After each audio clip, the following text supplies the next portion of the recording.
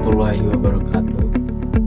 Halo semua, perkenalkan nama saya Adam Muhammad Hanafi dari UIN Sunan Gunung Jati Bandung, jurusan Akuntansi Syariah kelas 3B.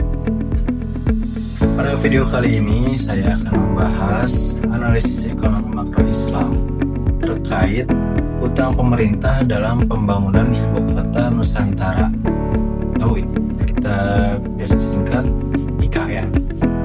Nah, di sini saya akan memperlihatkan bagaimana utang ini digunakan, dampaknya terhadap ekonomi, dan bagaimana perspektif ekonomi Islam menilai hal ini.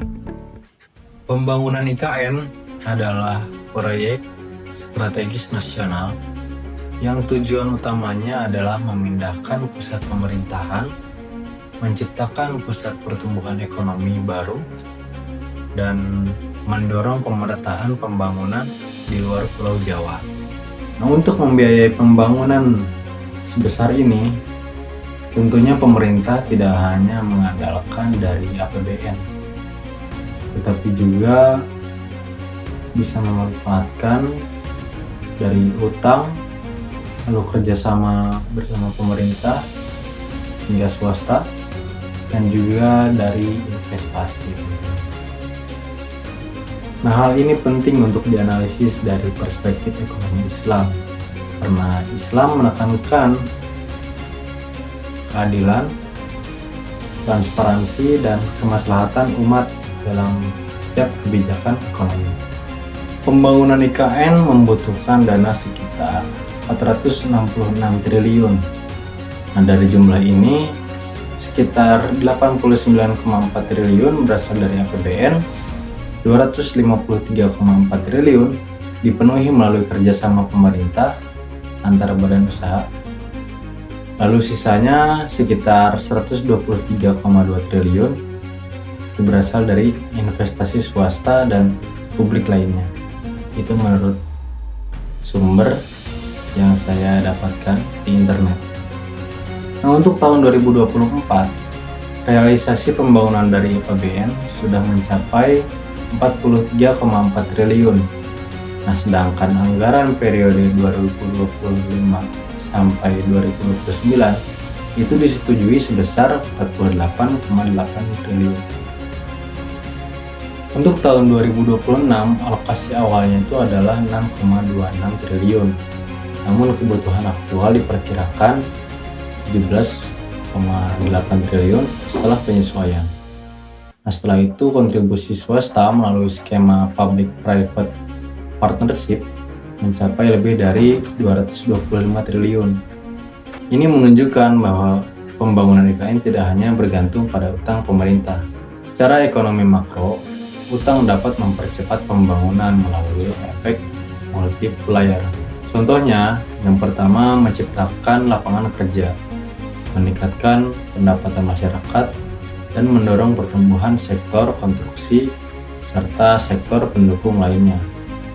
Namun, utang juga membawa risiko jangka panjang. Pemerintah harus membayar pokok dan bunga utang. Jika tidak dikelola dengan baik, ini bisa membebani anggaran sektor penting lain seperti sektor pendidikan, kesehatan, dan kesejahteraan sosial, dan lain-lain. Utang luar negeri juga bisa menimbulkan ketergantungan pada pihak asing, terutama jika nilai tukar rupiah itu melemah, sehingga pembiayaan utang menjadi lebih besar. Oleh karena itu, utang itu harus digunakan hanya untuk proyek produktif yang memberi manfaat jangka panjang bagi masyarakat. Nah, dalam perspektif ekonomi Islam, utang boleh dilakukan asalkan yang pertama digunakan untuk kepentingan umum, lalu tidak mengandung riba atau bunga berlebihan, lalu dikelola dengan amanah, transparan, dan bertanggung jawab. Islam menekankan keadilan dan kemaslahatan masyarakat. Jika utang digunakan untuk pembangunan produktif seperti IKN yang kita sedang bahas sekarang, ini bisa memberikan manfaat bagi banyak orang dan tidak menzalimi generasi mendatang. Maka utang tersebut dapat dibenarkan. Alternatif pembiayaan syariah juga dianjurkan seperti sukuk, investasi berbasis bagi hasil, atau optimalisasi aset negara. Nah, ini mengurangi ketergantungan pada utang berbasis bunga. Jadi kesimpulan yang dapat kita ambil yaitu utang pembangunan IKN dapat mempercepat pertumbuhan ekonomi dan mendorong pemerataan pembangunan. Nah, namun dari perspektif ekonomi makro Islam, utang itu harus bermanfaat bagi masyarakat luas, bebas riba, transparan, dan akuntabel. Demikian analisis yang dapat saya sampaikan. Semoga video ini bermanfaat dan menambah wawasan untuk kita semua. Wassalamualaikum warahmatullahi wabarakatuh.